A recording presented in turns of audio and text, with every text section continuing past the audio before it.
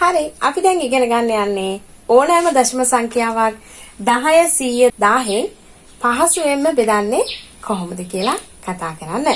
හරි මම උදාහරණයක් ගන්නම්. මම ගන්නවා මෙන්න මේ වගේ ගානක් 5.4 බෙදීම 10යි.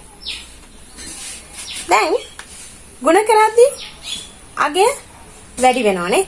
බෙදද්දී එහෙනම් මොකද වෙන්නේ? අගය අඩු වෙනවා. අගය අඩු වෙනවා නම් දශම දිත යන්නේ කොහෙටද? දශම දිත මේ පැත්තට ගියොත් මොකද වෙන්නේ? 5.4 තිබිච්ච එක 54 වෙනවා. ඒ කියන්නේ අගය වැඩි වෙනවා. එහෙනම් වැඩි වෙන පැත්තට නෙවෙයි දශම දිත යන්න ඕනේ අනිත් පැත්තට. ඒ කියන්නේ බෙදීමකදී නම් දශම දිත යන්නේ පිටිපස්සට. දැන් 10න් බෙදන්නේ 10ට බිංදුව 1යි. ඒ නිසා දශම දිත යන්නේ එකක් පිටිපස්සට. එහෙනම් අපිට අවසාන උත්තරේ ලැබෙනවා කීයද?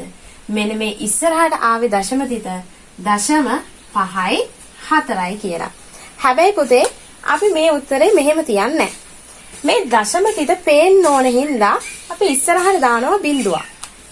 මෙන්න මේ විදිහට. එතකොට අවසාන උත්තරේ 0.5යි 4. හරි. මම තව ගානක් ගන්නම්. මම ගන්නවා 23.7 බෙදීම 100. මේ වගේ ගානක්. දැන් 100න් බෙදද්දි 100ට බිංදු 2යිනේ. ඒ නිසා දශම දිත යන්න ඕනේ දෙකක් පිටිපස්සට. එහෙනම් මෙන්න මෙතෙන්ට දශම දිත එනවා. එතකොට අවසාන උත්තරය අපි ලියන්න ඕනේ කොහොමද? 0.2 3 7යි කියලා.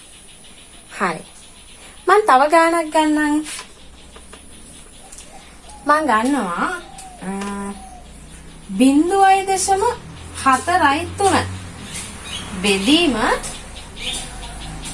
1000. මේ වගේ ගානක්. මෙයාගේ දශම දිත 1000ට බිංදු 3ක් නිසා 3ක් යනවා පස්සට. හැබැයි එකයිනේ තියෙන්නේ. තව ඉස්සරහට අපිට කැමති නම් බිංදු දාගෙන යන්න පුළුවන්. දැන් 3ක් ගන්න ඕනේ. ඒ නිසා ඉස්සරහට තව බිංදු 2ක් දාගෙන 1 2 3 කියලා ඉස්සරහට යන්න. දැන් අවසාන පිළිතුර අපිට ලියන්න පුළුවන්. එහෙනම් බිංදුවයි දශම මෙන්න මේ ටික. බිංදු 3යි 4යි 3. හරි. එහෙනම් ඕනෑම දශම සංඛ්‍යාවක් මෙන්න මේ විදිහට 10 100 ඒ වගේම 1000න් අපිට පහසුවෙන්ම බෙදන්න පුළුවන්.